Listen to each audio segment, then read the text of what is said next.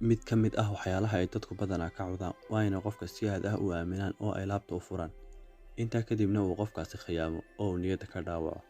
Taasina ay sababto inuu qofku uu ka aamin baxo dadka oo uu ka gaabsado inuu qofkaasi dad dambaba aamino. Halka ugu fiican ee aad uga hortagi karto in qofka aad aamintay oo aad saaxiib dhow ka dhigatay uu ku khiyaamo waa inaad ugu horreyn barato sida loo ogaado dadka oo aan u qalmin in la aamino oo lala saaxiibo. Si aad dadka la aamini karo oo kaliya aad u ogolaato noloshaada oo aad u aaminto ugana fogaato dadka ku khiyaami kara ee niyadda ka dhaawici kara.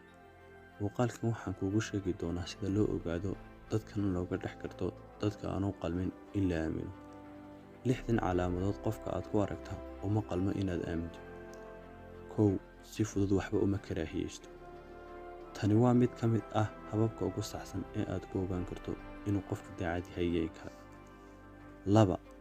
Qofka oo kuu niyad jabiya si aan toos ahayn. Waxaa laga yaabaa inaad hore ula kulantay mid ka mid ah dadkan oo isku dayaya inuu ku liido oo uu hoos ku dhigo isagoo iska dhigaya siduu talo ku siinayo. Sababta ay dadkaasi hoos kuugu dhigaan waa isaga oo aan jeclayn adiga oo faraxsan. Waxaa laga yaabaa inay iskaga kaa dhigaan inay ku jecel yihiin, balse xaqiiqadu waxay tahay inayna ku jeclayn oo ay jabkaaga rabaan. 3. Waxa ka buuxa masayr amaba sida ay dadka qaar u yaqaanaan hinaas. Haddii uu qofku noqdo mid ka masayrsan, waxaa laga yaabaa inuu si fudud cadow iskugu beddelo. Dadka masayrka badan si fudud baa loo ogaan karaa.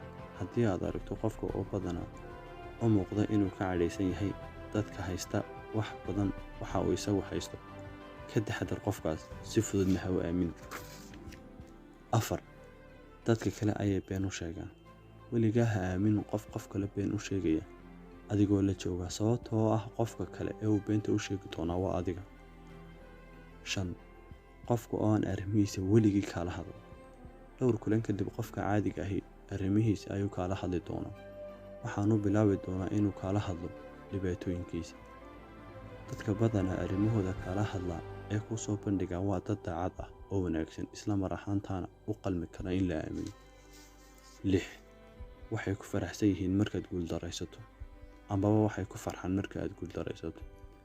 Haddii uu qofku badanaa ku farxo markaad guuldaraysato, waxa aad u suurtagal ah inuu qofkaasi uu yahay cadow isqarinaya.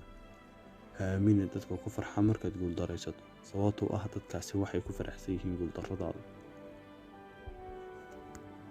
In badan ayay dadka kala xantaan. Waxa hubaal ah in qofka maanta qof kale kugu ag xamanaya inuu adna sidaasi le'eg ku xaman doono oo aanu caano ku lisi doonin. Haddaba waxaa muhiim ah inaad ka fogaato dadka calaamadahan leh, sababtoo ah waxay halis ku yihiin noloshaada iyo jiritaankaaga.